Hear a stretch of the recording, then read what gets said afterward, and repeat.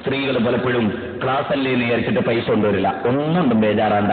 കയ്യിന്റെ 2 വിരലിലുള്ള മോതിരം, കൈത്തണ്ടയിലുള്ള വള, കഴുത്തിലുള്ള മാല, അരയിൽ തൂക്കിയ അരഞ്ഞാണം, ഇതൊക്കെ ആഭരണമാണ്, ഇതൊക്കെ സ്വർണമാണ്, ഇതൊക്കെ പുണ്യമുള്ള കാര്യമാണ്. അതുകൊണ്ട് അത് അഴിച്ചിട്ട് അവിടെ ബക്കറ്റുണ്ടേ അവിടെ ഇടുക. 1 പവൻ, 2 പവൻ, 5 പവൻ. ഇത് വെറുതെ പറയില്ല. സ്വർണം വേണമോ സ്വർഗം വേണമോ എന്നാലോചിക്കുക. എന്താണ് സ്വർണം വേണമോ സ്വർഗം വേണമോ എന്ന് ആലോചിക്കുക. എന്താ വേണ്ടത്? സ്വർണം വേണമോ സ്വർഗം വേണമോ എന്നാലോചിക്കുക.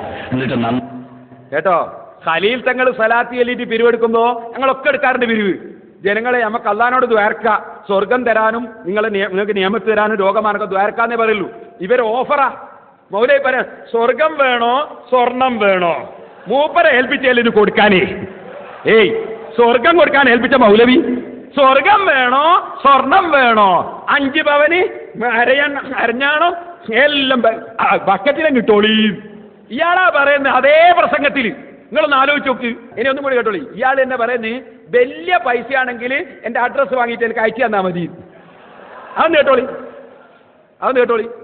വലിയ സംഖ്യ തരാൻ ഉദ്ദേശിക്കുന്നവർ ഞാനുമായി ബന്ധപ്പെട്ട് നമ്പർ വാങ്ങി അഡ്രസ്സ് വാങ്ങി അത് അയച്ചു തരിക. വലിയ സംഖ്യ തരാൻ ഉദ്ദേശിക്കുന്നവർ ഞാനുമായി ബന്ധപ്പെട്ട് നമ്പർ വാങ്ങി അഡ്രസ്സ് വാങ്ങി അത് അയച്ചു തരിക.